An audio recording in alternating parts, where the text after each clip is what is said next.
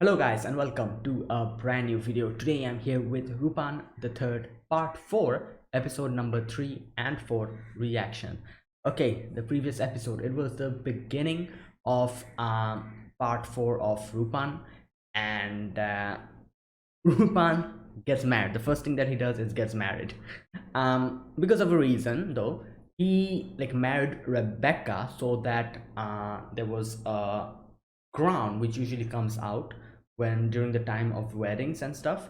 So to get his hands on that, he did that, and Rebecca as well wanted her own share of adrenaline because she's basically an adrenaline junkie, and that's why she also kept playing with Rupan's whole plan. And in the end, there was like that little clash between them where both of them try to snatch the crown, but unfortunately, by the end of it, Rupan isn't able to get it. Rebecca grabs it, and yeah, like the chase is still on. So they're technically still married, and yeah, like I'm pretty sure we're going to meet her in the future as well. So that was the first episode. The second episode was a nice episode where we get to see a football player who is has been suspected of doping, and he like drugs have been found in his bloodstream and everything. And our job was to actually help him out so that he can get what do you call it, appear in the finals. And there was the whole thing with the mafia guy who was blackmailing him, this and that. Rupan helps him out, and in the end we get to actually know the reason why the drugs have been found. It was basically those drugs were not, I guess, doping. Those were basically those chemicals which he was taking because of his ruining eyesight, and because he really wanted to give back to the people who helped him out when he was in trouble. The person who picked him up and gave him the opportunity here, he wanted to give that person a win as a gift, and that's why he was so adamant. And in the end, Rupan wanted 3 goals from him, a hat trick. And yeah, he was able to do it. It was a nice little story, and it was like a wholesome, very wholesome section. And Rupan was also really supportive of that whole thing, so I liked it. Now let's see what happens in these 2 episodes. First, episode number 3, let's start. I'll be putting the subtitles and the timer here. Sync it to whichever is your preference, and let's get started. All right, here's the countdown. 3, 2, 1, go. Okay, I've found, I think these subtitles are better. Yeah, from here, this episode onwards, it'll be better subtitles. Okay. All right, what's happening here? Rupan. Okay, he wrote her a letter. Hmm.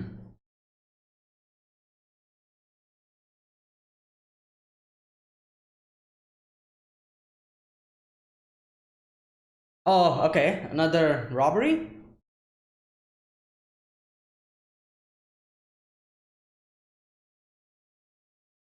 Whoa, what the?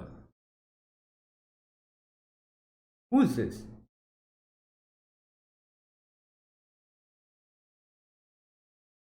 This is Rupan. Oh yeah. Why is Jigen running? Oh, is someone following him? Oh my god. Is this the M16 guy?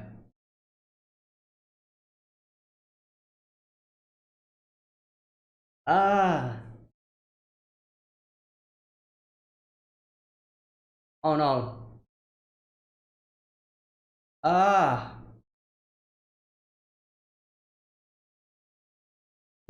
Yep, this guy is a problem.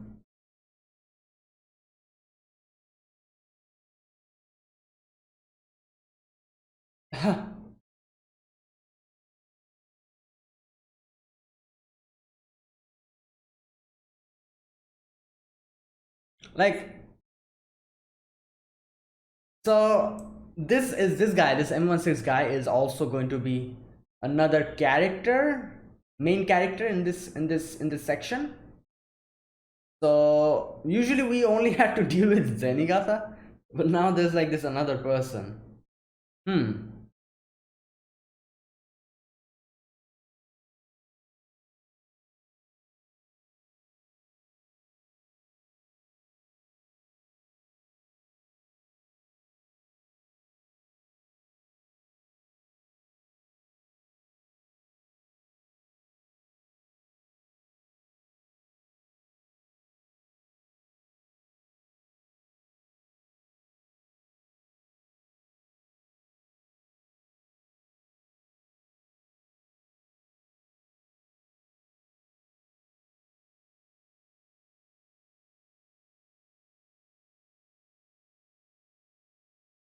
All right, let's see how Jigen gets out of this mess. 0.2% survival. Wow, that sounds amazing. So he's been captured. Jigen?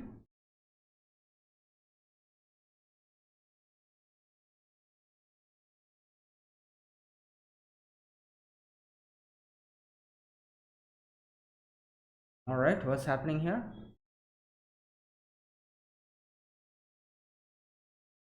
All right, who is this?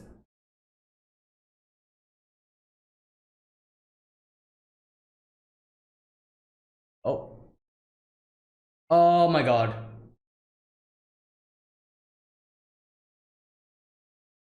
All right, this is a problem.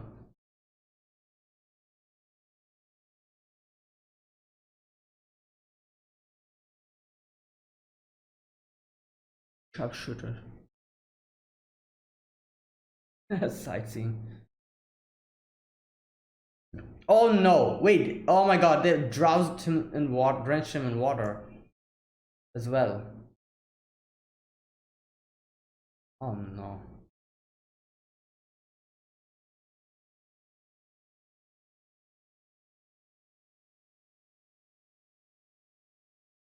James.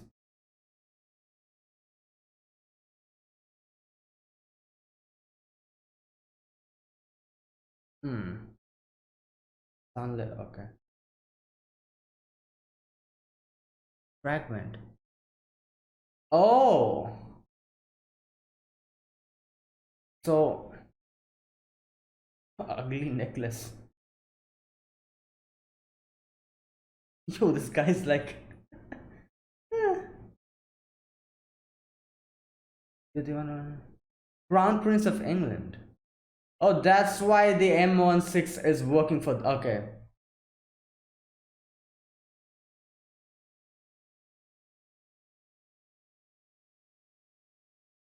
Yo, the bodyguards are like, yeah, a job. Oh God.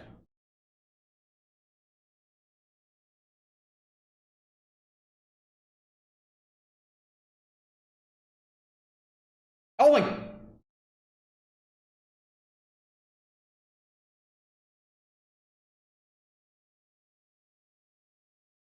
Hmm.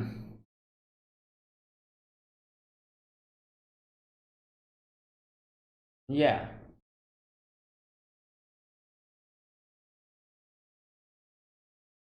Okay. Wait, they've also captured her? Or no, they've not captured her. Or did they capture her?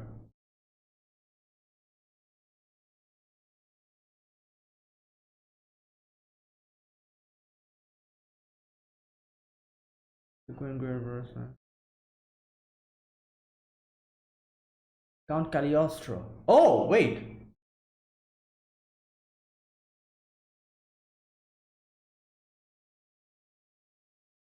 In the wall.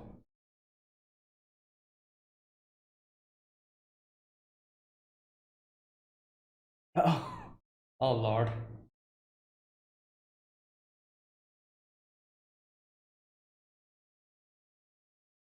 Wait, so why is she here? Did she like. Oh my God.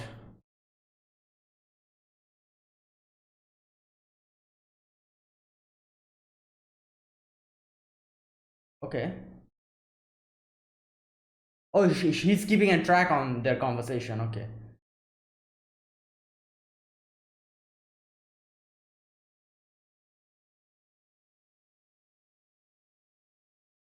Hmm.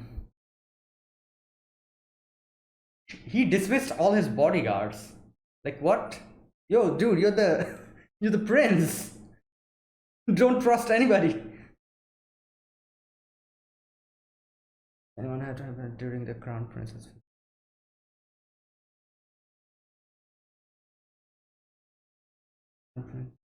Oh boy.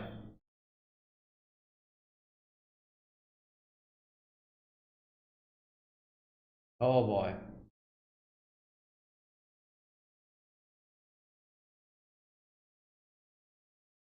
No evidence that has a map of one.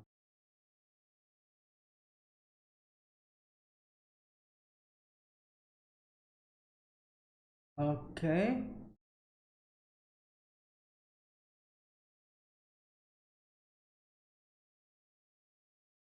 Wow, is he going to go through all of? Okay. Damn, that's a cool car.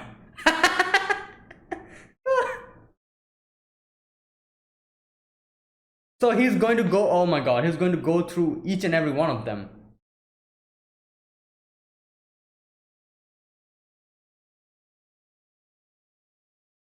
What is he activating his Sharingan?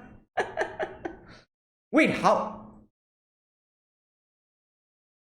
What?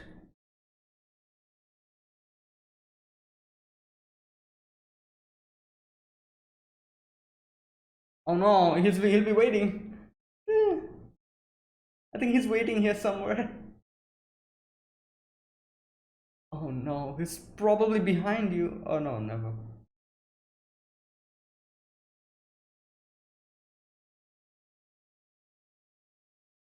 Oh no, he's here.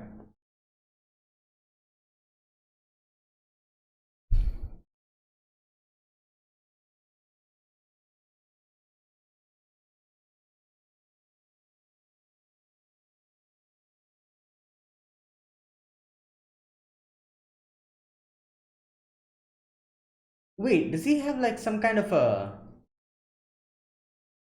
Whoa! Wait, he can detect the vibrations or something, I think. Second time.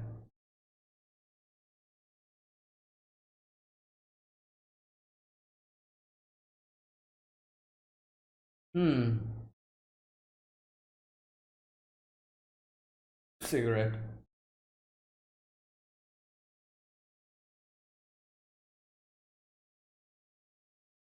Mission is complete. Wow.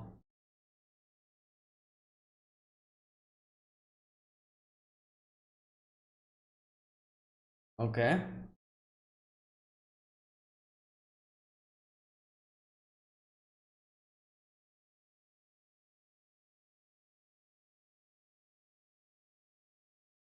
Hmm. Yeah, just throw it somewhere. Or okay, okay. I thought he was gonna throw it somewhere and then you know the oldest trick in the book? Throw it somewhere and when he tries to get it. Yo!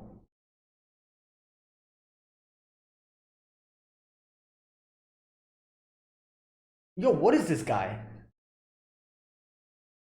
What? Alright, something's really wrong with him. Okay, now move.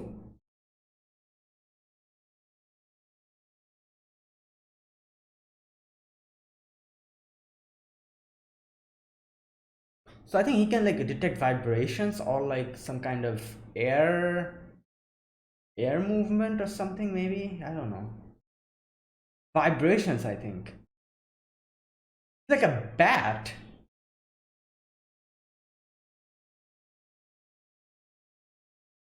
You know what? I was joking when I said that he's unleashing his Sharingan. I feel like he really has some kind of power like that. What the hell? Oh lord.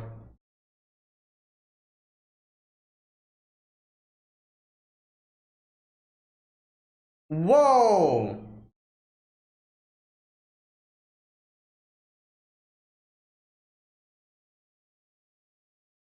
Okay, yeah.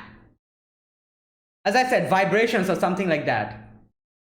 Or maybe he's like wearing some kind of gadget or something. Maybe it's not his power.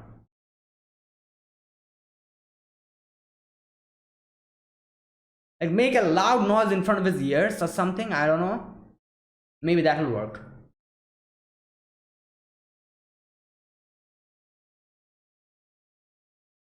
Hmm.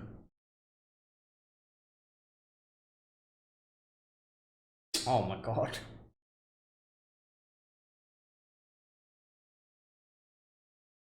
Oh, it's not going to come out? Let's see.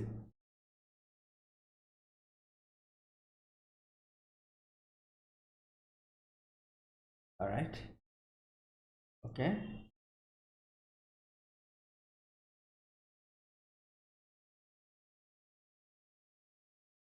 Oh, okay, he came up. It kind of lessened.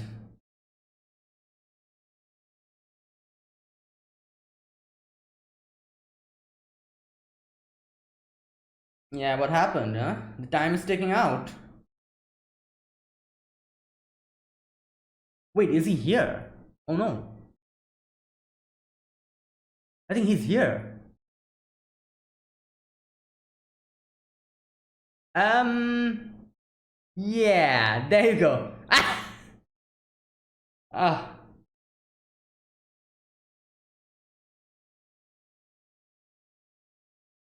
all right. Let's get out of here quickly. Yeah. Okay, that's his name.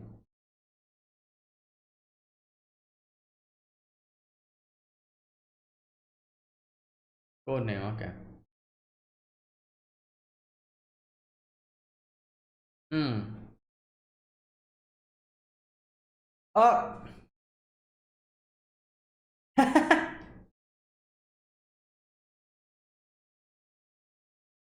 Yeah, how did he get away from there?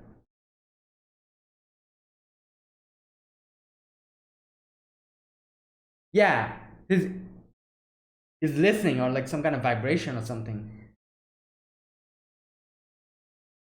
Yeah, and it's a left ear. Power using echolocation. Okay, so did he like trick him? Like he went towards one direction and then backtracked or something?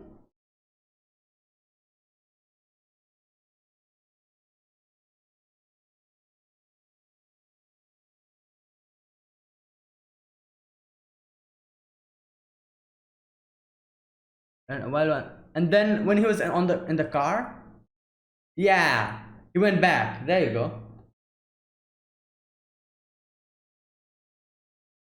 One of my powers.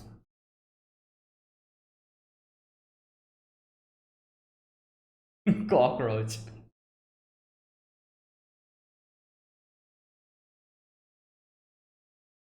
Wait, so he's also like a yeah. True. At least it's not zero. Like ah oh oh no oh oh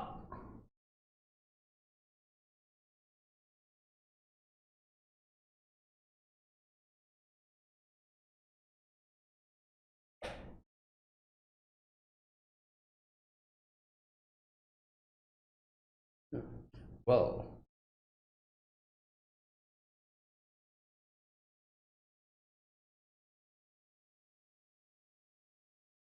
yeah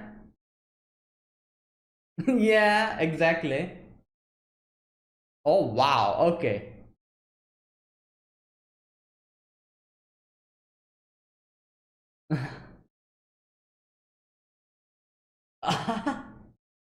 Yeah.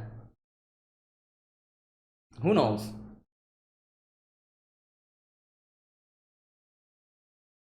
30 seconds.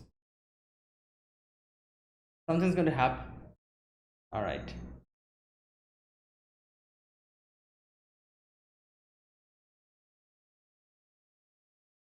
Okay, what's he going to do?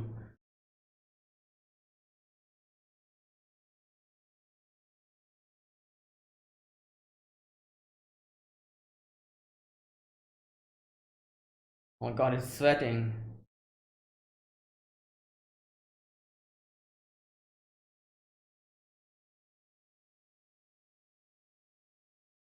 Whoa.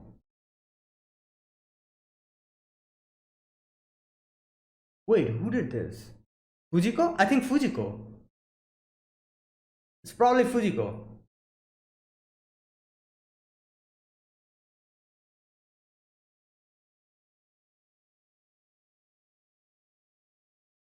The 0.2%, you know? True.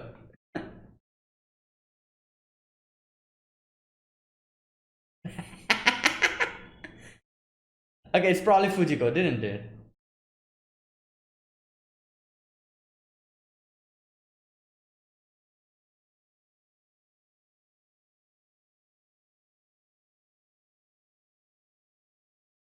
Yeah, it's Fujiko. No, wait. It's Rebecca.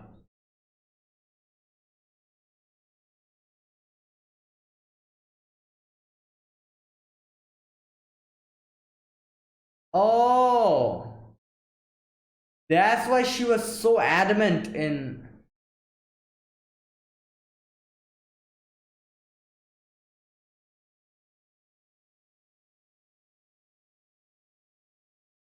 Oh my god.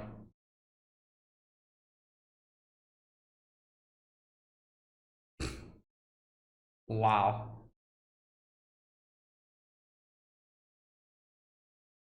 He said it. Okay. Okay. Hmm.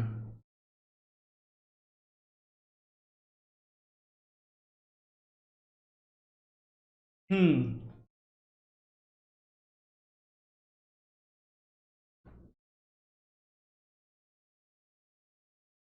Yo, just cut the.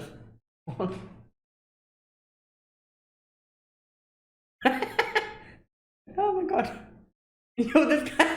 I just said, like, why did he dismiss his bodyguards?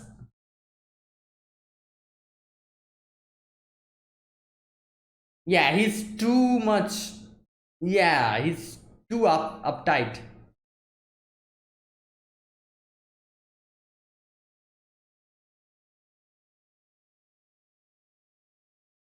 That's part of the luck, 0.2%.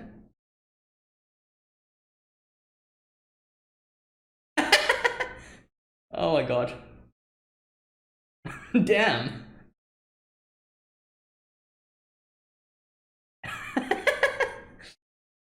Wow. All right.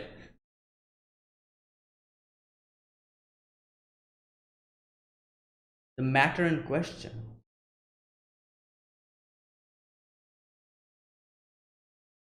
All right, something's happening here. Italian dream.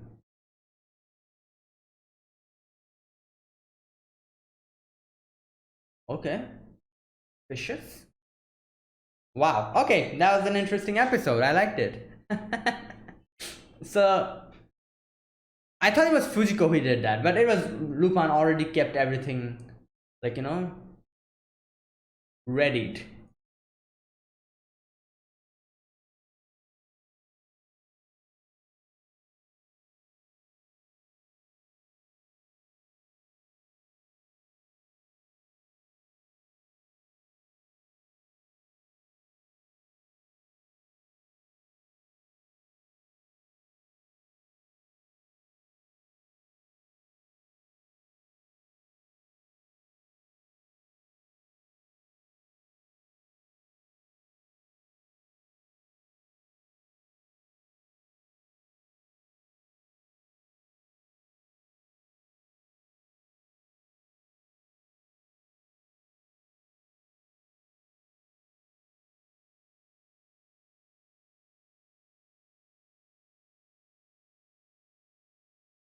Okay.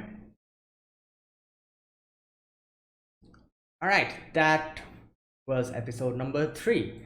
So here we actually come into direct confrontation with the M16, and yeah, things kind of go wrong, and we do understand that these people are not typical, like enemies. They are highly trained and highly capable people. So to counteract them, yeah, they need some actual plans. And for now, in this episode at least, they did not have any proper plans to actually counteract this guy.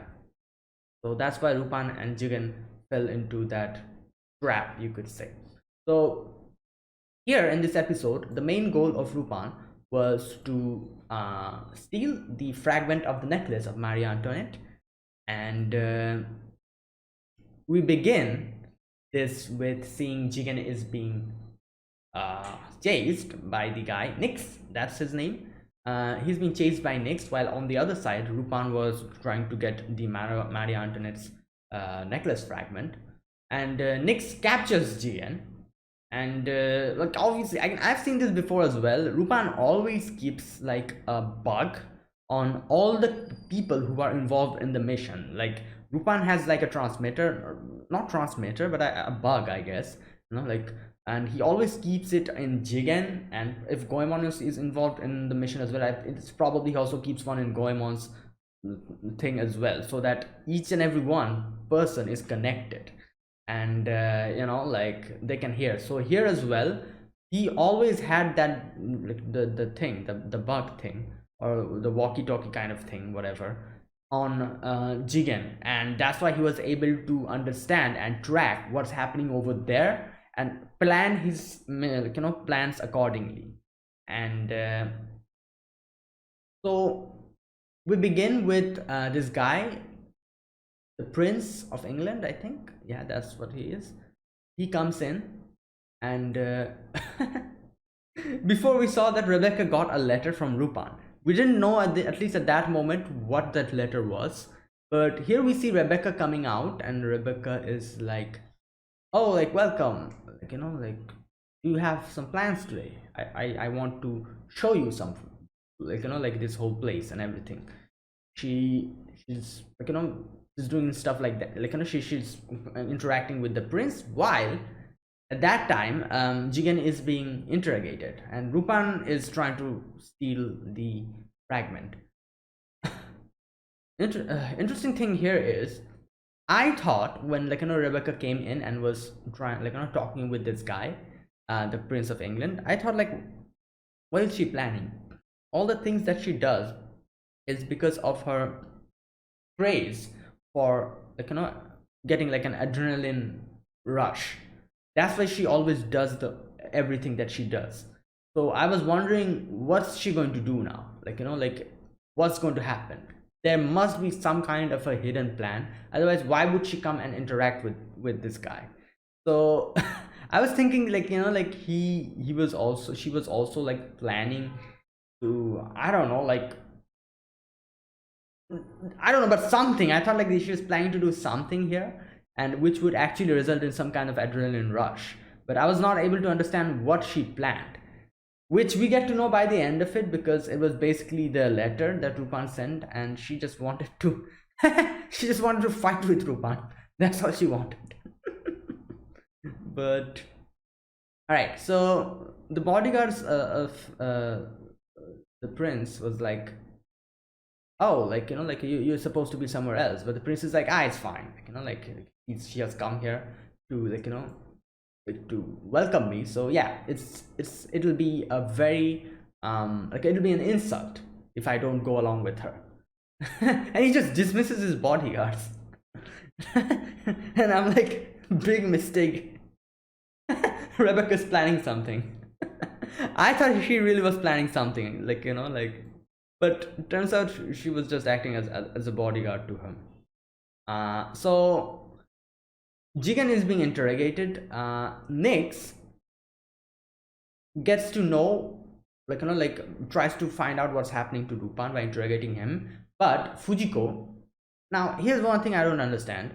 So I'm guessing Fujiko got captured, most probably. Somehow she got captured because the way she was talking, I don't think she was working with these people, these M16 guys. Even though she was just like, just sipping tea. I think what basically happened, like, like as I said before, Fujiko usually goes with the flow. Whichever, like, part, whichever, like, team she feels like it's better to go along with them, for the time being, she actually cooperates with them, unless and until like a certain time comes when she, like, when she makes a decision that, all right, now is the time to slowly get out of this situation. So she's very, what can I say, like, she's very flexible in this department. She just goes along with the flow so much. And that's why here as well, I'm pretty sure what happened here was somehow Fujiko got captured, because this next guy, he can just detect where people are. So Fujiko also probably got captured like that. And after getting captured, Fujiko was like, oh, like, why are you, like, like, catching me? I'll be happy to give you all the information. As I said, Fujiko, like, like, goes with the flow. So she probably got, like, brought here in this place, and she probably said something like, oh, like, give me some tea, like, like, if you want to, like, talk with me, like, you should at least, like, offer me something. And she got her tea, and that's after that, I guess she probably told everything to these guys, like what Rupan is planning, this and that. So that's what happened, I think. But so thing was, this is the Great Queen Breast Necklace Swindle of the French Revolution. The swindler, Count Cagliostro, was framed for it, and he spent the rest of his life in San Leo prison, but he hid a fragment of the necklace in the wall. Alright, so that was the actual history of the necklace. So,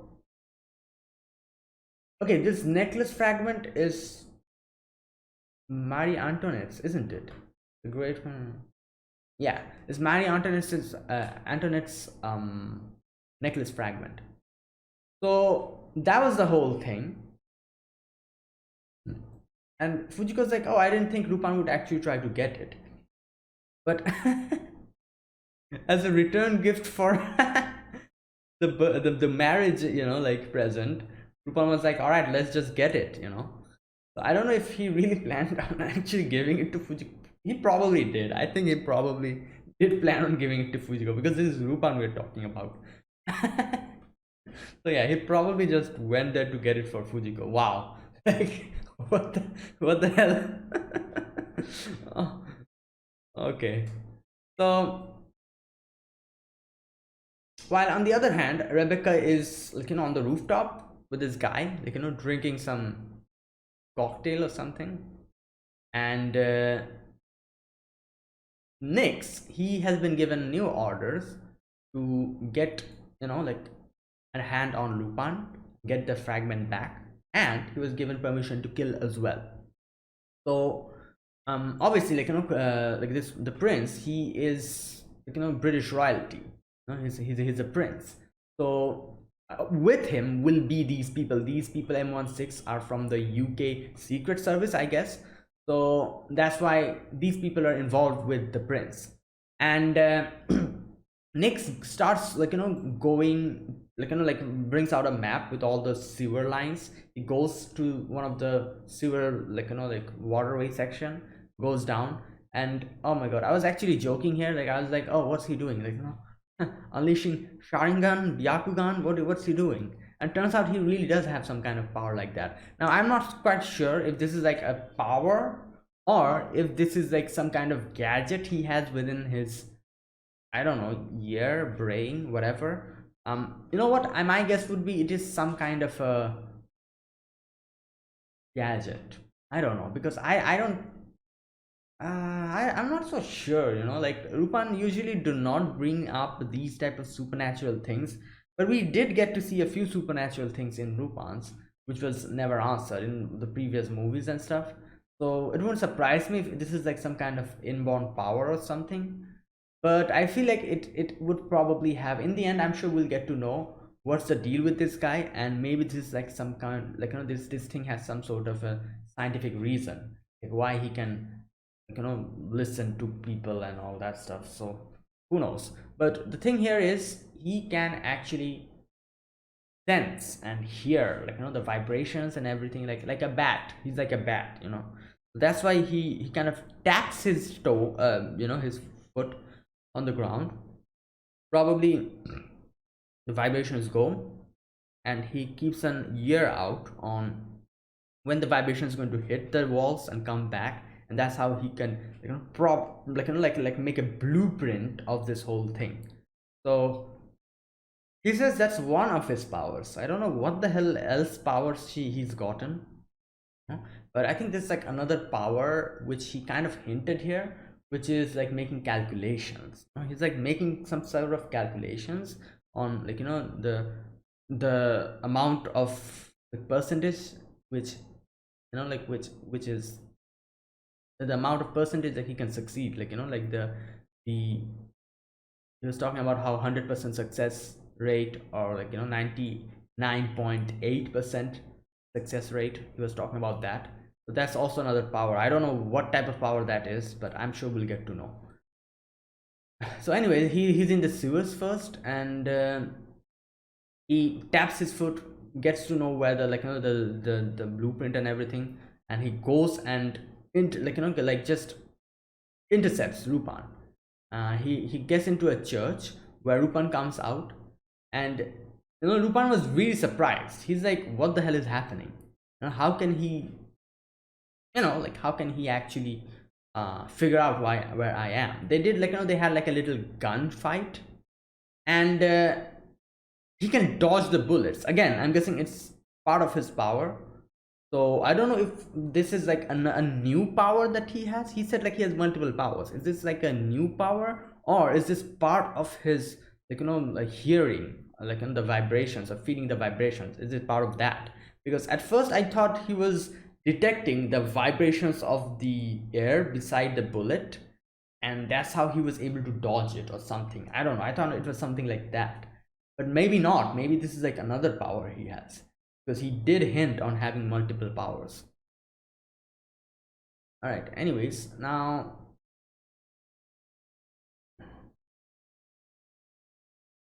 okay, so Jigen was still being, like, interrogated, and Jigen was pretty confident and Lupin would be able to do this. So, like, the gunfight happens. Lupin gets out of that place, goes back to the sewers, and tries to go from, like, like take a different path, but this guy is always like, intercepting him.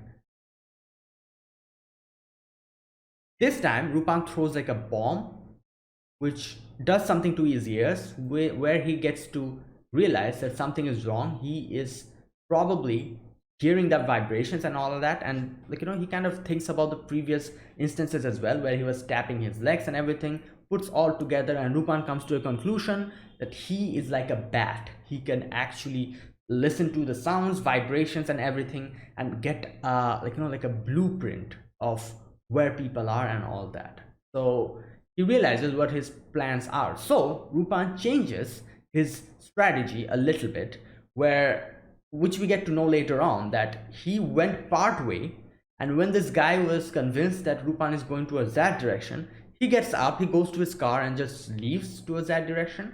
And Lupin was waiting for that moment, and that's when, like, he backtracks back and goes in some other direction, while this guy, this next guy, he goes to the place where Lupin was supposed to go, and goes there, and he doesn't find out that Lupin is here. So another thing, I think I'm pretty sure his other power is calculation. He did say that it was calculation, but I was not convinced, like, properly. But I feel like I'm pretty convinced now that it's like he can calculate things, and he's like probably a super brain or something. Where, what happened here is, like, you remember that scene when he comes into one of the manholes, like, or the sewer gate, whatever you call it. He goes there and he was like counting the seconds. He's like 5, 4, 3, 2, 1, and then he opens it and he sees that there's no one there. So what happened, I think, was when he was there, he calculated the time, the distance, and the speed of Lupin and made like a mental map of where the sewer is leading. And he probably also calculated his car's, like, speed, like took everything into account and came up with a calculation where he was able to know that, oh, it's going to take him like 5 minutes for Lupin to reach there. So he probably looked at his watch then, saw how much time is left, like for like like no, started the countdown to 5 minutes, got in his car, went to that place, and looked at his watch again, and he was probably like, all right, 30 seconds left, and he goes in front of the sewer, like the gate, and then he looks at his watch again, 5 minutes seconds left, and he starts counting down 5, 4, 3, 2, 1, opens it, and he realizes that Lupin is not here, because according to his calculations, Lupin was supposed to come here in this time. So yeah, calculation is another power, and as I said, there's so many multiple things to think about at this moment. So he has probably like a super brain or something, like as I said, Lupin's speed he needs to calculate. At the same time, he needs to calculate his car's speed. They can relate both of them with the distance that they're going to cover, and then convert it into time and see how much time it'll take him. All of that thing, like he did it in like matter of seconds. He calculated it. So that's another one of his plan, like like his power or whatever you call it. So maybe like the whole thing with the bullet as well, maybe he also calculated, I don't know, like the velocity of the bullet, the air resistance, what else, like the direction in the bullet in which the bullet was shot. Maybe he, like when Lupin shot the gun, he all calculated that in a matter of seconds, and that's why he was able to dodge. I don't know, maybe something like that happened, but we'll have to wait. So this guy is like a crazy monster or something. Like, what type of power is that? Like like here's the thing. At first I can, I kind of thought that he has like a power of clairvoyance or pre-recognition, but as we can see, if you calculate something, and think of what's going to happen in, like in number format, you pretty much can predict the future, unless and until the person, like for example Lupin here in this sense, unless and until Lupin did something out of the ordinary, that is, he kind of tried to trick him, went towards like in one direction and then backtrack back, unless and until exceptional stuff like that happens, most of the time his predictions will be correct, and people will be like, oh my god, he can look at the future. But no, he's not looking at the future, he's basically calculating it. So that's crazy in a way, if you think of it. Like he's basically predicting the future by just calculating. So yeah, and that's why he's always telling about the, like 99.8% chance of winning, of success, 99.4% chance of success, like all of these, like again, calculations. He's basing everything on calculations. But the funny thing here, most of Lupin's, like like close calls, all depends on his luck. So I don't think calculations will be effective against Lupin, because he did prove in this episode that 0.2% chance that he had left of escaping, that happened. So again, luck favored him. So yeah, in a way I feel like Nyx and Lupin, they're probably like really good competitors or good enemies, you could say. Like their like their interactions and their battles or whatever you call them will be really interesting, because one, like which is Lupin, is purely based on luck, while this guy is purely based on calculations. So that'll be an interesting matchup, luck versus calculations. So anyways, so yeah, he goes to that part, he opens the sewer gate, and he's like, wait, Lupin's not here, where we get to see that Lupin actually backtracked back and goes to Jigen's place, and he knows where Jigen is because he's continuously like listening to what Jigen is talking about and all that. So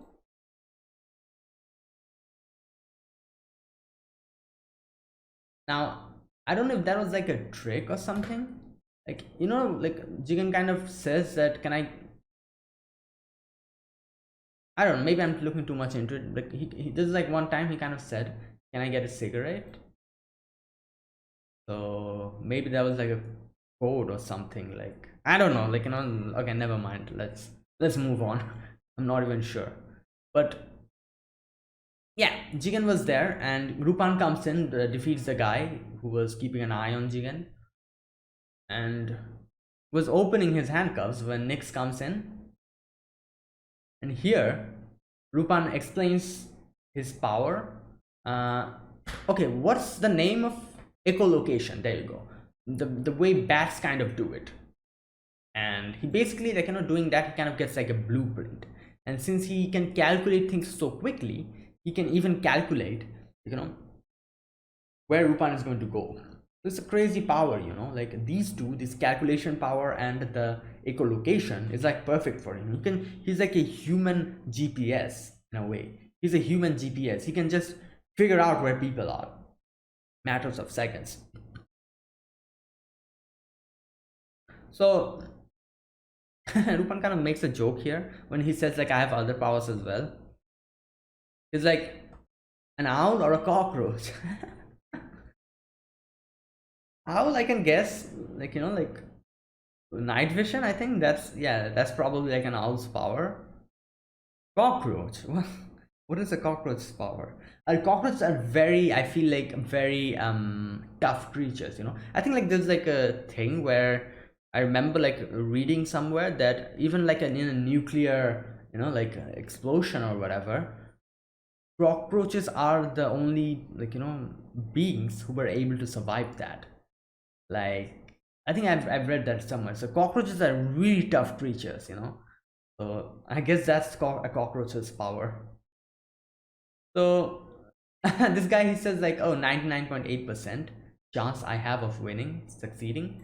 And Rupan's like, oh, thank you so much. This 0.2% is pretty encouraging, because for Rupan, he always depends on luck and, like, chances. So having, like, even like a little chance of winning is encouraging for Rupan, because that's what he usually does most of the time. So like, thank God he didn't say like 100% chance of me succeeding. Then that would have been a problem. Like, there was like a 0.2% chance of success. Like, like it's funny. Like, I feel like most of the people like us as well, like people who play gacha games, they also they also depend on that 0.2% chance of getting a good character. So that's kind of funny as well, because I guess we, in a way as well, also depend on this 0.2% chance.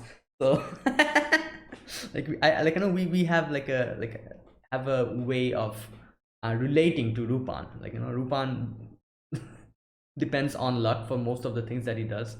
People who play gacha games, they as well. Anyways, so all right, so here Rupan kind of tries to get the gun out of this guy, but this guy is tough, like he's been trained, and he grabs him by the neck. Rupan cannot do anything, and Rupan does get his hands on one gun, but this guy puts another gun on his temple. Rupan has to throw away the gun, and interesting thing he said is like, why are you doing this? And Rupan is like, it's for the woman I love. And he's like, like, so you're going to throw everything, even your life, for a woman? Like, and Rupan kind of claps back. He's like, you're the, like, this guy says, so you're an ape, you're like an ape. And Rupan claps back, and he's like, oh, like, you're also throwing everything away for your country. So that, what makes you then a dog? And like, oh my god, like, interesting thing. So we get to see in the end that Rupan completely based his plan, at least the final portion of his plan, on the fact that this guy, this Nyx, would actually be so uptight that he would not kill him because he got an order. As soon as he gets that order in the end, like how much time it would have taken for him to shoot Lupin in the head? 1 second? Not even 1 second. So what he could have just done is just shot Lupin and just went on his way to save the prince. He could have easily done that. He could have shot Lupin and Jigen there and just moved on, but he didn't. That's the thing here. Lupin fully based his whole plan on this little section of that. He was confident enough that this guy is so uptight that if an order comes in that come here as soon as possible, leave everything, leave the fragment of the necklace, we don't care about it, come here ASAP. That was the order, and he fulfilled it word by word. He could have easily shot Lupin there and then went on his way, but he didn't do that. But that because that was not in the orders. So Lupin based his whole survival on that, on that thing. He took a gamble. He took a gamble that this guy is so uptight that if he's not given any orders, he won't kill me. And that's how he won this whole gamble, and he was able to win this thing. Because in the end, when he's like, oh, give me a cigarette, I want to smoke a little bit.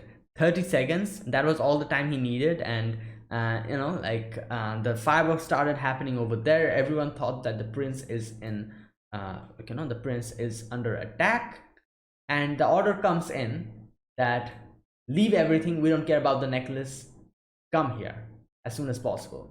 And here we see Lupin sweating profusely because he knew that the gamble that he took here, that he is going to fulfill the order word by word, if that pays off. And it paid off. This guy is really so uptight that he actually, because he was not given an order to kill Lupin, he did not do it. He just left. And there were multiple other factors in this whole thing as well, which Fujo kind of talks about in the end. She says what would have happened if the order was not given, if they'd ordered Nyx to kill you, or or if Nyx didn't actually listen to them, because how much time would it take to kill you? 1 or 2 seconds. 1 second for you, 1 second for Jigen. It would have taken 2 seconds for him to just kill both of you and then move on. So what would you have done at that moment? So everything was a gamble, as I said. Anything could have happened here. Lupin just thought, and Lupin just took a gamble that this is how this is going to go, and just prayed to God and hoped for it going according to his plan. If not, they would have died immediately. So Lupin always gambles with fate, and that's why I guess this was pretty normal for him. So anyways, this guy leaves Lupin alone and just goes. And later on we get to see that Rebecca was also part of this whole plan. And Rebecca was unaware of that. Lupin told Rebecca that that we are what did he say? I'm going to take the life of the prince, and take the prince to the roof. We're then going to have our final battle, or something like that. He told Rebecca through the letter. That's why Rebecca went there, leaving everything, and that's why she was hanging around the prince, so that if Lupin comes in, she can get his battle or whatever, and she can also protect the prince at the same time. So Rebecca was also a part of this plan, where she would lead the prince to the roof, because the prince would have otherwise not stayed there. He would have gone for some other job, because Rebecca came here and stopped him. He left. He did not go to his usual duties and decided to spend time with Rebecca. So Rebecca was also part of this whole plan's success. And the gamble paid off again, because as I said, anything could have happened. Rebecca might have not just cared. She could have said something like, oh, I don't care, and just didn't do it. That could have happened. Maybe Rebecca wouldn't be able to convince the prince, that, oh, you come with me. If the prince said something like, nah, sorry about it, this time I'll have to go and do my duties, again the plan would have failed. Big gamble. The gamble, like, his whole plan started with a gamble, it ended with a gamble, and it worked out pretty well. So yeah, 0.2% chance. Nix was correct. There was a 0.2% chance for Rupan's whole gamble to be successful, and it succeeded. So there you go. And okay, they kind of talk about, like, Lupin also talk about the divorce papers and everything, and Rebecca just cuts off the line. And later on we get to see that Fujiko and Lupin have like a drink. And here, as I said, all the things that I was talking about, Fujiko kind of brings up here. He says, I can't believe I'd put my life on the line like that. um okay, if Nix hadn't let you have one last cigarette, you'd be in heaven right now. Yeah, like, all these things, it started with a gamble and it ended with a gamble successfully. So yeah, Rupan pretty much knew that he could have died. He kind of says here that I live life as it comes, happy to die for the woman I love. Oh lord. And Fujiko's like, wow, like you're quite smooth, Rupan. And Rupan's like, to my very own Marie Antoinette, and to my very own Count Cagliostro. Now, one thing need to know here, is this the same Cagliostro that is from Castle of Cagliostro? Or is this like someone else? I don't know. Now, in the end, we get a little section of these people, the M16 people, talking about some kind of a thing. Like, the king's talking about like some kind of progress status.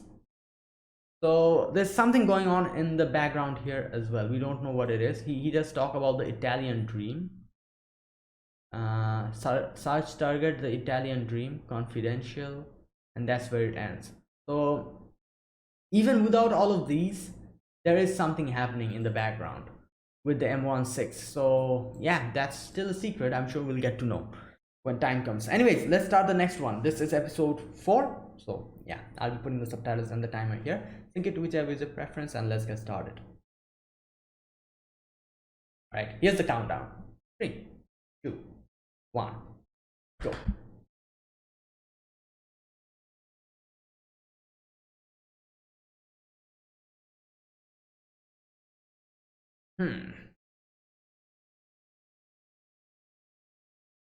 What is happening? Mirko?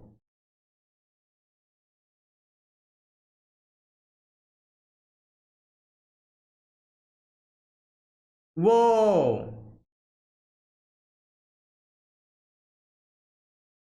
Oh my god.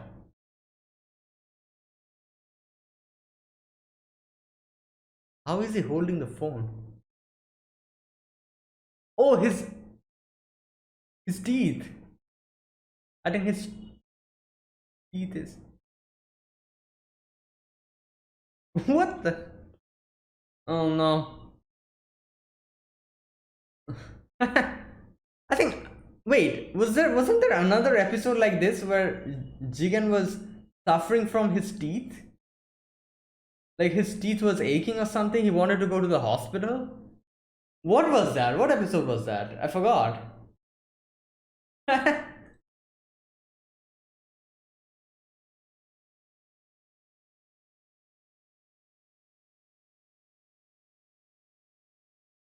Hmm.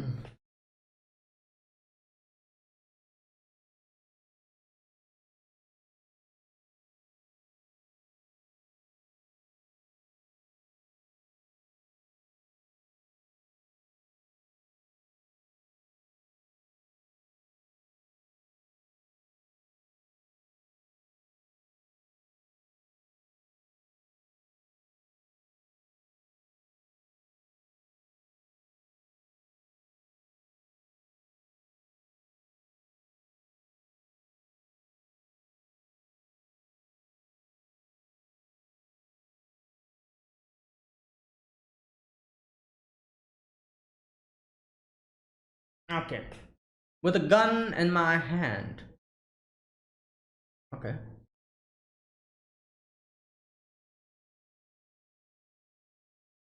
How much? What the?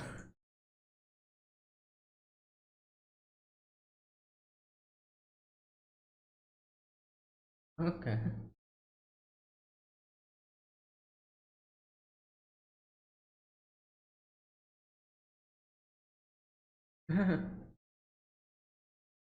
Yeah. Oh my god. Yeah, his teeth. We ever heard her voice before? Oh my god.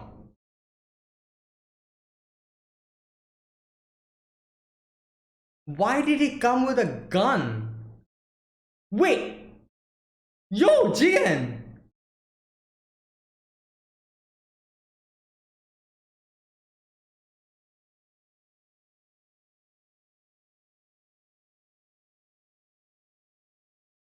Oh my god, her voice. Where have I heard it?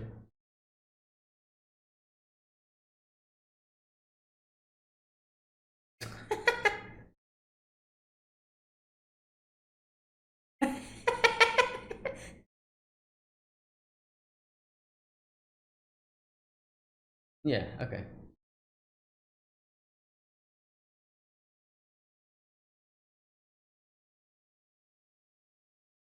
Well,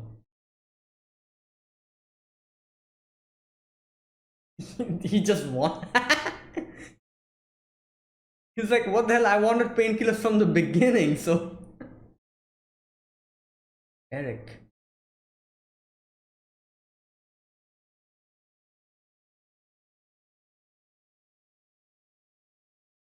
Is this that old man?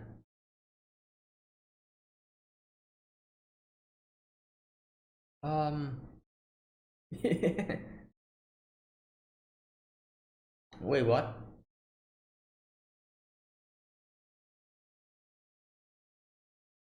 Yo, are you supposed to smoke? You're a patient.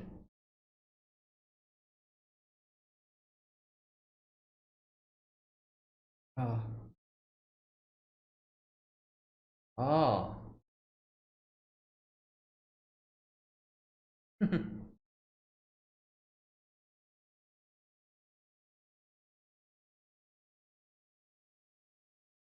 Hmm.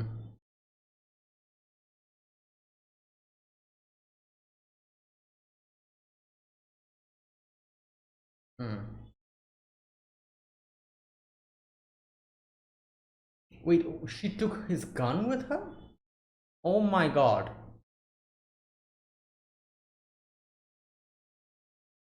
Whoa, wait.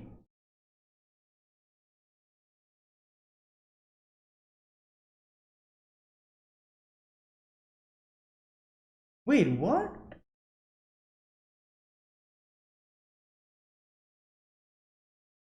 What the hell is happening in this hospital?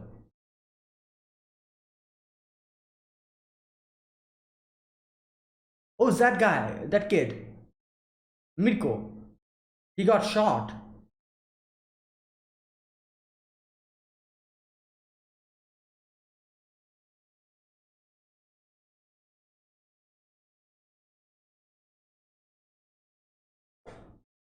Jian.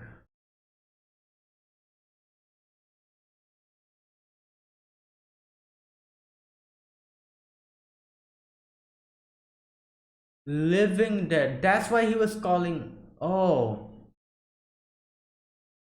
Oh. Oh my god. Wow. Wait, then what about the old man?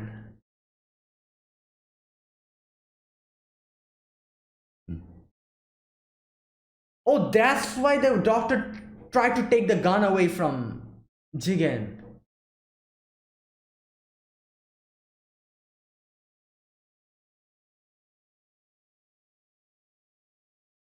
Ah. Yeah.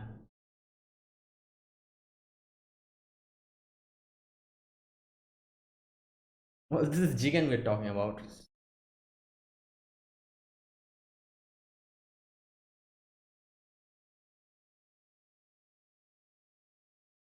Wow.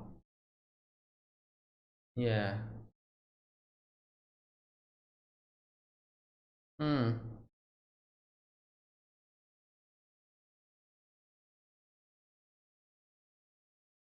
Oh my god.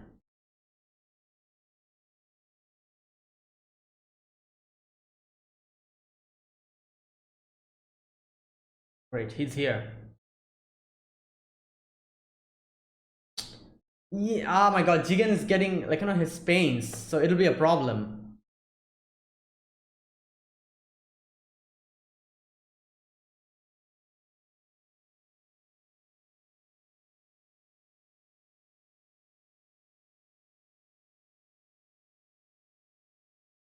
Livia.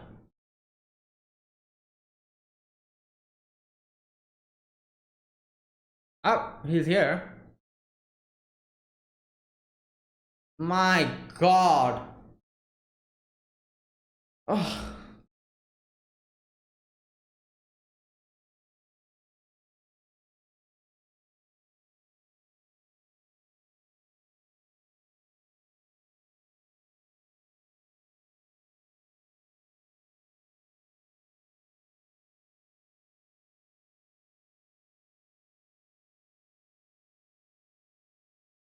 Hmm. Oh no. Oh my god, yo! Oh, wait. Is that a false bottom?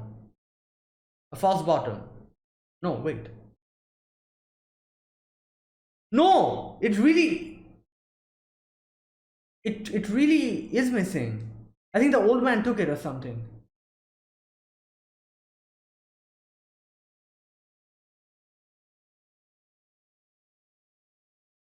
Oh lord. They're going to do the same thing to this guy.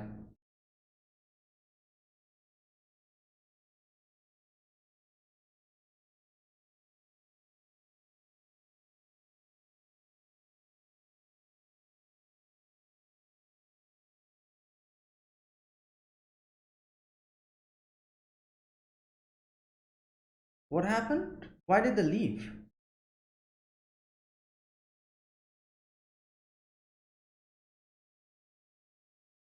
Oh, oh no.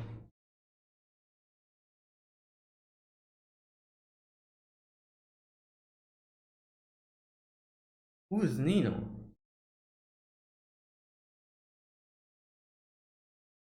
Oh, that's his gun. Yeah, it's the old man. Oh my god.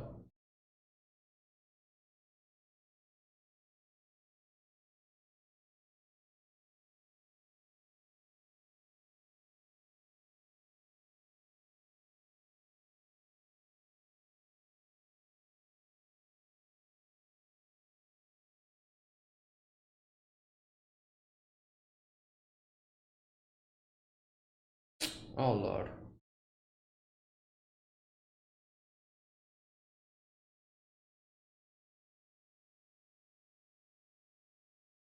Wait, I just realized we have not seen Lupin from the beginning of this episode.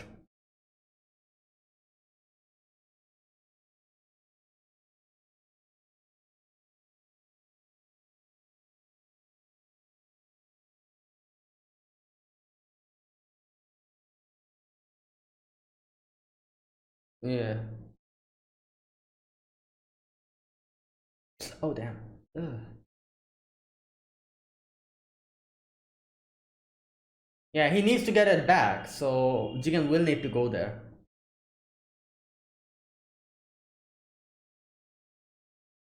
Oh.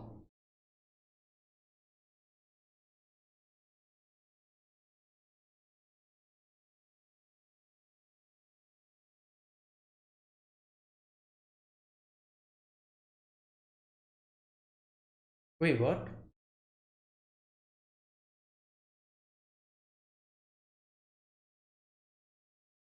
Oh.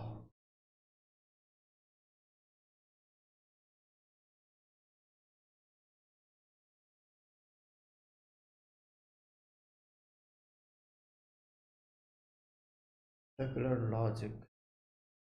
Oh my god.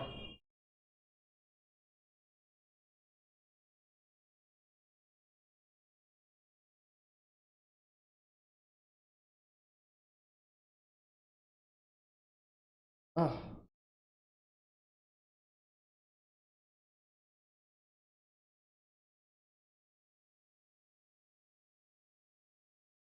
Oh,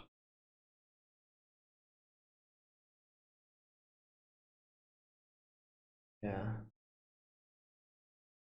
True.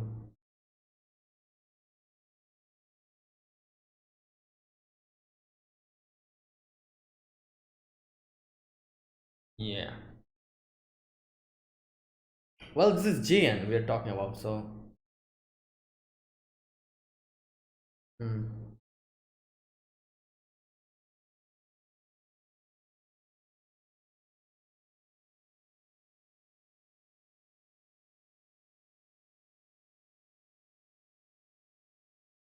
Hmm.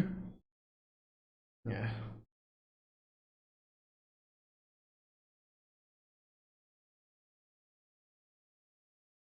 Ah.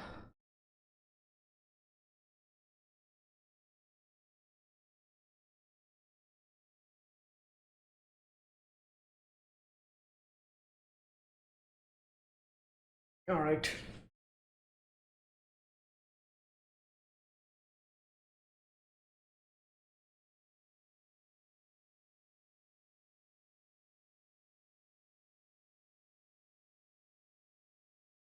Yeah.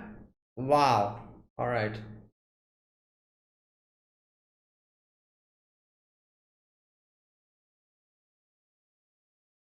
This guy. Oh.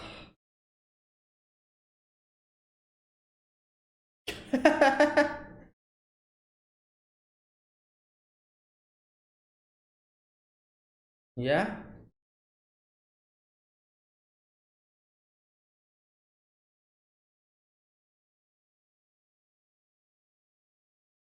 You're messing with the wrong person. Wow. Should we give you a medal for that? Damn, this guy is just. Yeah.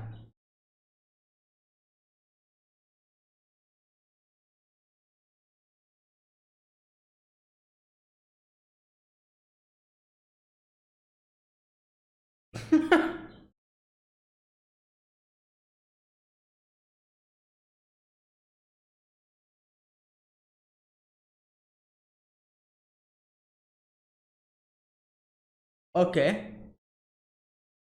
Okay. Oh no. He said that he doesn't want to die, so.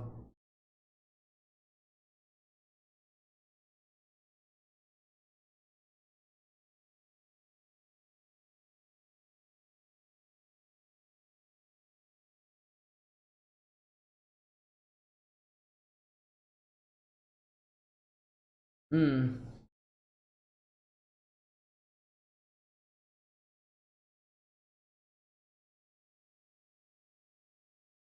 All right, here we go.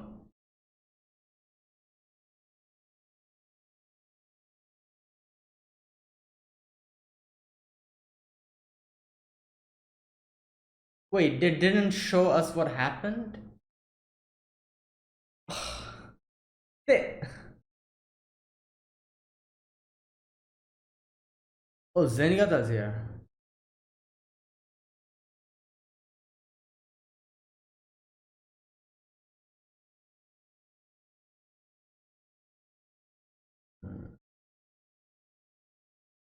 Oh my god, I was waiting for Jigen to see how long reduce.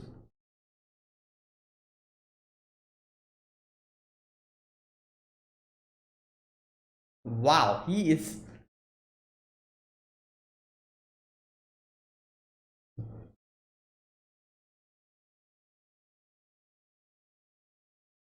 true.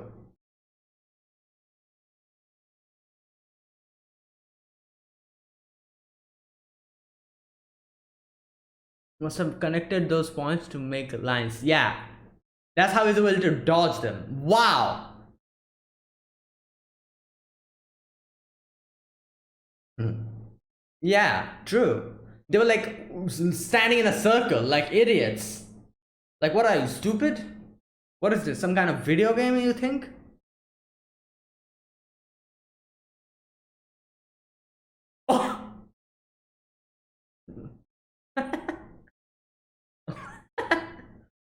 Perfect. Yeah, what happened to him? Oh, wait, he has an Uzi in his hand. What the hell? How did he get that?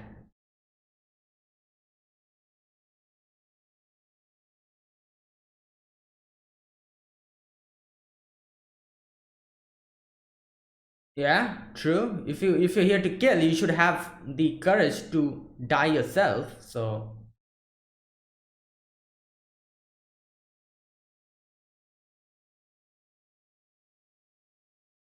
he probably tried to do something behind his back. Oh my god. Yeah, you don't get a second chance. Yeah, he'll try to. Wow, what an idiot. What an idiot. You just saw what happened.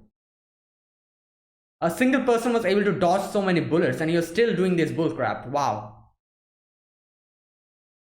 Wow. Stupidity. You need to reload, dude.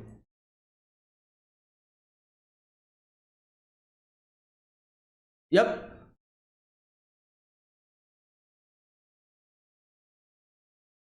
Wow. Well, you're correct, Seneca.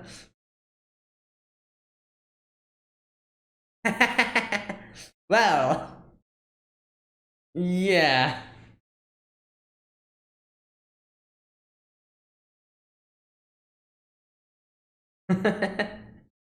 Oh boy.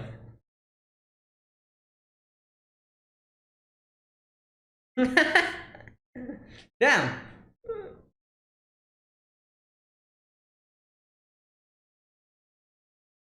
Wait. Okay, okay.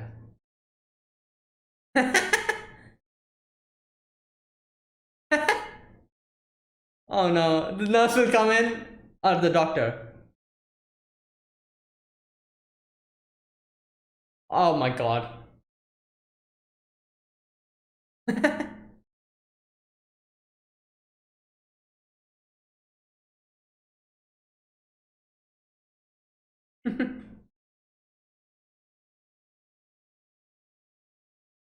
Wait, who?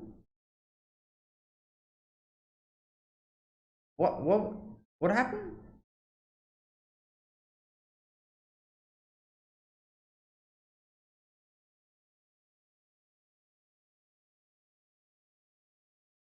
Wait, who's that? Nothing good last. Life is full of good.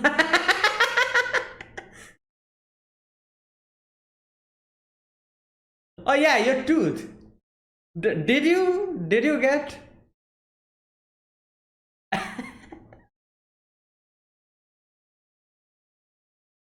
Okay, he did get it.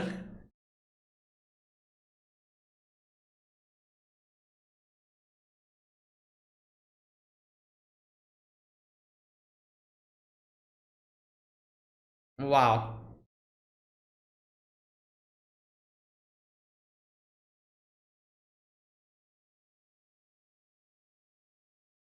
Like, I don't know what the last scene was indicative of. Does this mean we're going to meet her again in the future?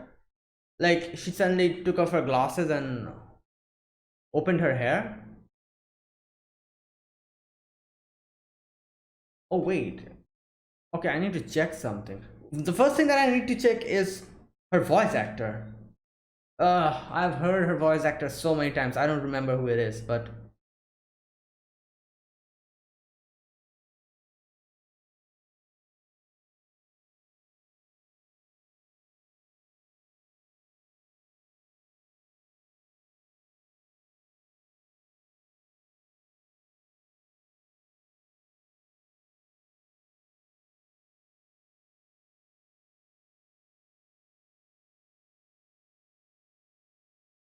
okay. What's the doctor's name? I don't remember. What is her name? Okay, I need to first check out her voice actor. Let me check. Okay, Sayaka Ohara. That's the name of her voice actress. Let me see. Who did she? Why is her voice so familiar to me? Oh, okay, that's why. Elsa Scarlet from Fairy Tale, Iris Veil from Fate Zero. All right, there you go. That's my answer. Yep, that's why it was so familiar. Okay, well, is there anyone else that? Okay, another character that I'm pretty familiar with is Beatrice from Umineko no Naku Koroni. So yeah, so these characters. That's why I was like, where have I heard her voice before? Irisville and Elsa Scarlet. Oh, there you go. I have my answers. All right. So another thing I need to check out here is okay, the last scene and the first scene. Like I think I understand the significance of the final scene. Um, one thing we could see here is like the beginning of the episode, we can see the doctor, you know, Livia. She doesn't have any makeup on. In the end, after all of this is over, you know, we see she has actually put on makeup. You know, she has lipstick, she has eyeshadow, and then you know, like when Jigen goes away, she opens her hair and takes off her glasses. So yeah, I think this was probably an indication. I don't know, like she I don't know. She probably liked Jigen by the end of it. And that's why I think she put on this. As I said, this is completely a guess. I think that's that. Either that she by the end of it, she started putting makeup on because she was going to meet Jigen. That's why she she probably liked him, and that's why in the end she put on her makeup and went to him, and then he's gone, and she's like, oh, what a reserved man, and just opens her glasses, takes off her opens her hair, and either that or there might be another reason why she put makeup on.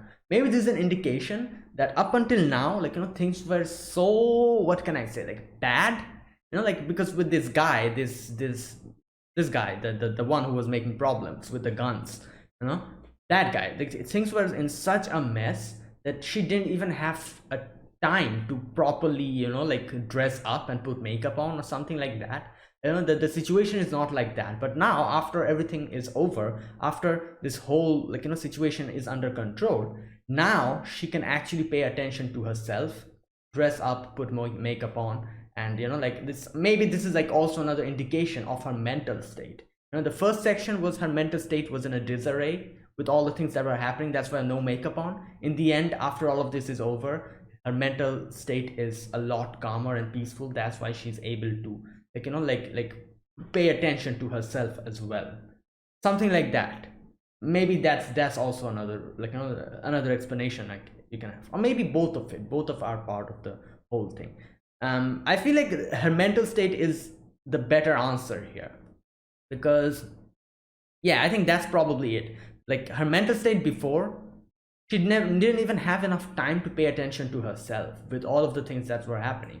But after the whole crisis was over, she she was able to do that. That's why she put makeup on. This is just my guess. Let me know what you think. All right, so this episode, this is a fairly straightforward episode. Jigen, this was a fully Jigen based episode. Jigen goes to a doctor, not a doctor but a hospital, where I feel like I remember like one of the previous episode also had like Jigen had a problem with his teeth, and yeah, he was not able to properly function. That's because of his teeth pain. And I don't remember what happened by the end, but something probably happened, and I think something like his teeth came off or something, and that's how he was able to. I don't remember, but I remember something like this happening in one of the previous episodes as well. Jigen and his teeth problems. Oh my god. So he comes to this place, this hospital, and he asks for painkiller, but obviously the doctor, Livia, she was she the people were not given permission to take painkillers just like that. So Livia came in, and Livia was like, oh, I need to check you first. And she looks at the gun, and that's why she was reacting so like so seriously, because the person here, the guy, what's his name, what was the name of the guy? Uh, cannot find it. Where is it? Uh, Eric. There you go. Eric. So Eric, yeah, that guy. That was his name. Um, Eric keeps an eye on everyone here, and whenever he sees people who has guns and everything, he like makes them a living corpse. So the whole thing here, like I'm going to properly talk about, talk about this. So basically the whole situation here was, she was the doctor over here, and Eric was that, that mafia type of guy. He came here and he started taking protection money from everyone, and if he sees someone else with guns, that would act, he would think that, oh, this person is trying to disobey me. So that's why he would, to teach them a lesson, he wouldn't kill them, but he would actually, injure them very badly, shoot them in, not in the vital sections, but hands, legs, just keep them in pain, and as they said, made them a living corpse. So the thing here was that that was not the end of it. He knew that there was a doctor here called Livia, you know, and whenever he would do stuff like this, they would be taken to the hospital, and Livia would try her best to patch those person up, go to surgery, take the bullets out, keep them under medication, and make them better, try to make them better. So he knew that Livia would do that because she was not that type of person who could just leave them behind, otherwise they would die. So Livia's actions was also part of his plan, where he was like, I'm going to injure them so badly that Livia will patch them up and they will survive, and that would make them obey me, because they would get reminded of the time that I almost killed them, and that would remind them of the pain that they went through, and that would make them even more obedient. So, and obviously his own sadistic personality probably fueled this whole thing. The thing that Livia, he says here in the end, that I'm kind of like an accomplice, because everyone who gets turned into a living dead person by this guy, I try to patch them up, and I make them survive, kind of, what can I say, kind of making this an easy process for Eric to even bully these people even more. As I said, the fear will always be within these people, so he makes them half dead. Livia patches them up, and those person get, in the future as well, they get bullied by this guy again. So Livia was like, oh, I'm just an accomplice, because, and then Jigen does say, then, yeah, if you think that you're an accomplice to him, why not leave these people alone? And Livia was like, no, but they're going to die then. So her kind-heartedness was the main reason why she felt so guilty, because she thought that by trying to keep these people alive, I'm making them suffer even more. We saw that hospital room where there's so many people, just one after the other. All of them were almost killed by Eric, and Livia saved them. And it's this is the complicated situation here, because she is saving them, she's doing a good deed, but in her heart she feels as if she's making them go through that pain even more. And it's not that she saved them, they're okay, they will be in medication, they'll be fine. It's not only that. The thing here is, Eric is going to bully them again in the future, and they're going to keep repeating this as a cycle. That was what was paining Livia. And I feel like that's also the reason why Eric didn't do anything to Livia, didn't hurt her.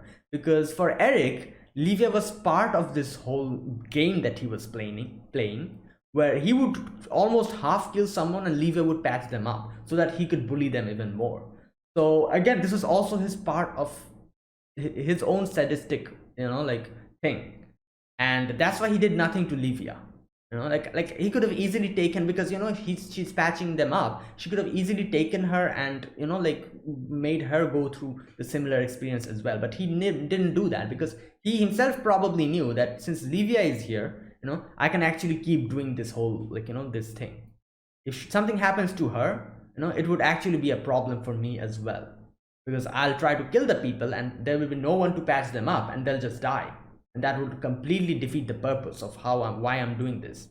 Like, so yeah, like this was like a very complicated, sensitive situation where everyone was shackled to something, and Livia was the person who was the most shackled to this whole situation. That's why she was so tired of everything. The old man, um Nico, I think that was his name. Yeah, he nabs the gun, Jigen, but Jigen always takes out the bullet, so that was a mistake of him, not actually checking if there was bullet in the guns, and tried to do something to Eric, but Eric just, again, like, made him half dead. And for a moment, the doctor, Livia, does try to go and confront Eric on her own, but I don't think anything she could have done anything. I feel like Eric would have just, I don't even know what Eric would have done if Livia tried to go and kill him, because as I said, Eric also needed Livia there. Livia was a part of his, like, plan, as I said, like, like she would patch everyone up. That's why he would be able to continue to do this. So I'm really not sure what Eric would have done if Livia actually went there to kill him herself. It would probably be like I don't know, like, like as Livia said, like, he was trying to suck everything from people here, like all the money and all, and after this place was completely empty, he would move on to someplace else. So maybe he would have done that. He would have, I don't know, like, probably harmed Livia, take all the money and just go away from this place to some other, like, town to prey upon them. But yeah, Jigen stops her before she does that, and like, Eric gets to know that someone here has the gun. He comes here and tries to find out who it was who brought the gun. It was not found, and here's where we get to see that the old man took the gun, and all that stuff happened. The old man gets shot. And oh, did I just skip behind a little bit? Yeah, I think I kind of messed up the the way it was going. Yeah, after this part, the old man gets hurt. He comes here, and that's when Livia tries to go and kill, like, yeah, that's where it happens. Sorry, I kind of, like, misplaced the whole thing. Yeah, and here's where Jigen stops her. So Jigen says a good thing here, like, he says that, where is it?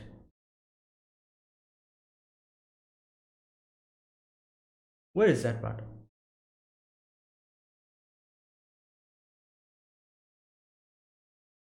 Oh, I cannot find that part. But Jigen actually says something really, like, very nice here. He says something like, like, you are not, your job is not to go and kill Eric. Your job here is to save the people who comes here. You leave that to me, or something like that, he says. And he leaves. While the old man is here almost dying, she goes and, like, starts operating on him. And the old man says, like, I don't want to die, doctor. And he was almost going to die. The whole, like, electrocardiogram kind of goes completely dead, but like, she keeps, like, trying, like, she doesn't give up, and the old man comes to life. And this was happening on parallel to the whole Eric situation, where Jigen goes and confronts Eric. Jigen gives him a fair warning, and but this guy, obviously, he's like one of those clowns who doesn't understand, like, he isn't able to actually gauge the amount of difference in skills between them. He acts like a clown completely. He's like, ha ha ha, so many people here, what can you do? You're alone and around. And like, at that moment, I feel like you should probably think that, yeah, this guy is so fearless, something must be going on, like, not act like a fool. And, like, what the hell, like, they were all in circle shooting in the middle, like, And obviously no one is able to dodge. It was Jigen, that's why Jigen was able to dodge those bullets, and it ended up hitting them. So that's why, like, the circular way of standing was a big mistake, at least for Jigen. Yeah, at least against Jigen, they shouldn't have, like, like circled around them. They could have just stood one by one, because it was Jigen here we are talking about. So yeah, that was a big mistake. But obviously this is Jigen, so how would they know that this guy would just dodge the bullets? But yeah. And as I said, like, this thing was happening parallel, and here's where, like, we see the old man almost dying, and the nurse, kind of, not nurse, sorry, the doctor, doing the heart massage and everything, and he comes back to life. And here it was happening in parallel, and Jigen was saying that it's not that easy to kill people, like, because this guy Eric just said that it's easy to kill people. So Jigen was like, no, kid, you're way wrong.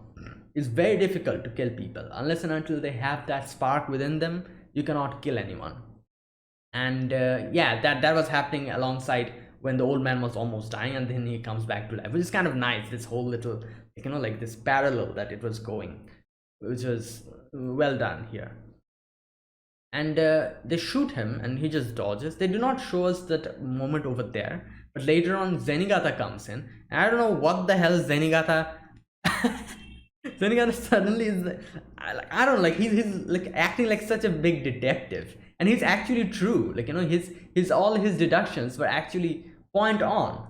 And I'm like, my god, like, what, like, who did you train with, Zenigata? Like, did did Edogawa Conan come and train you for a few days or something? He completely deduced the whole thing, like one by one, like a detective.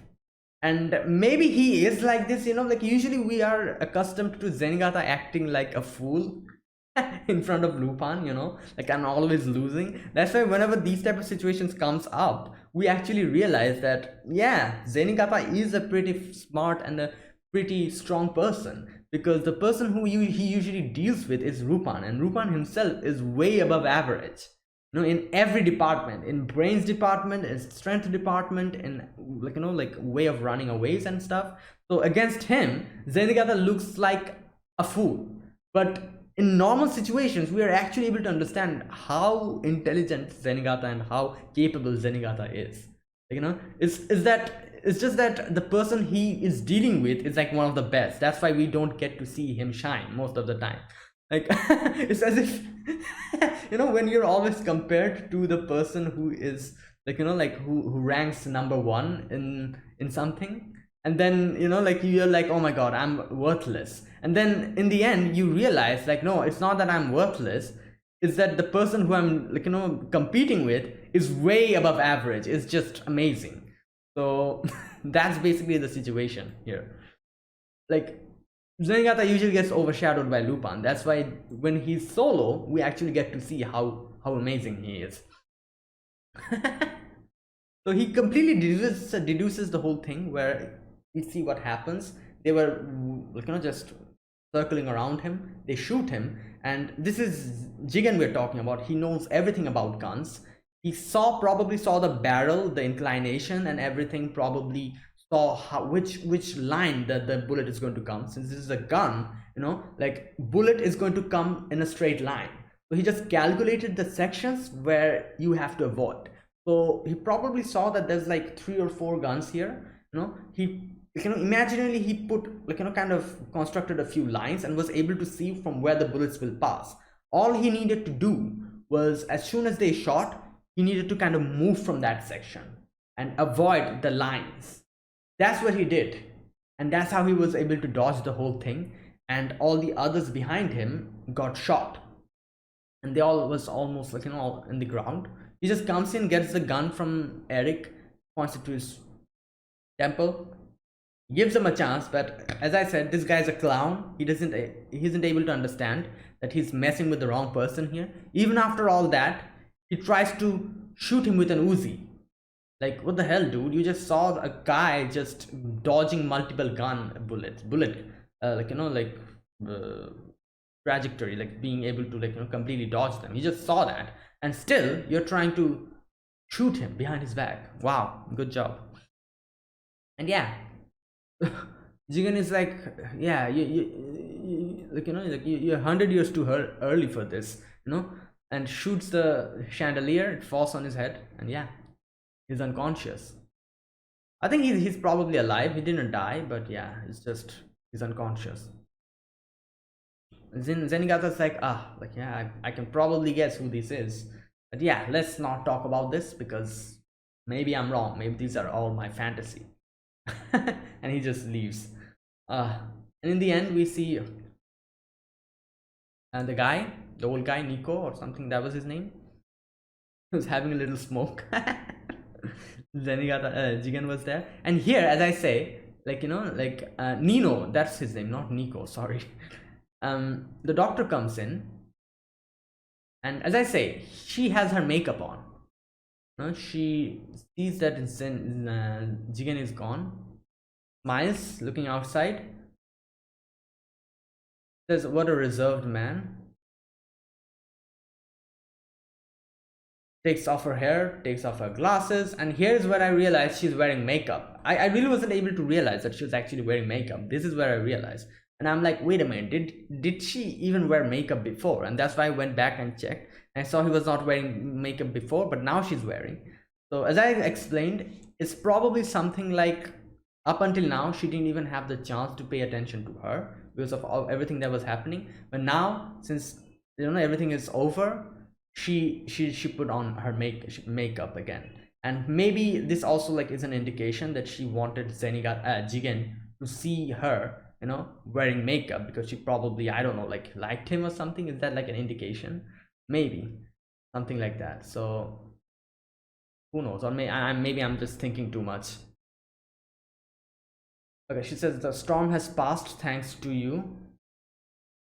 Now, I don't know, maybe I'm not sure if we're going to meet her again in the future, but I don't think so. I don't think we're going to meet her again, like, because most of the characters in Lupin are like standalone in the episodes. They just appear for one episode and then they just like vanish. So yeah, it's something like that again, I guess. And here we see Lupin finally. Lupin is like, did you even get your painkiller? And Jigen is like, yeah, I got it. And that's where it ends. Really good episode. Yeah, so that's it. Thanks for watching, guys. This was my reaction to Lupin the Third Part 4, episode number 3 and 4 reaction. If you guys enjoyed this video, be sure to press the like button, subscribe if you're new to the channel or you haven't subscribed. Comment down below anything you want to say, anything you want to let me know, and yeah, I'll check them out. So that's it. Thanks for watching, guys. I'll see you guys next week with 2 more episodes of Lupin the Third Part 4. Until then, goodbye and have a nice day.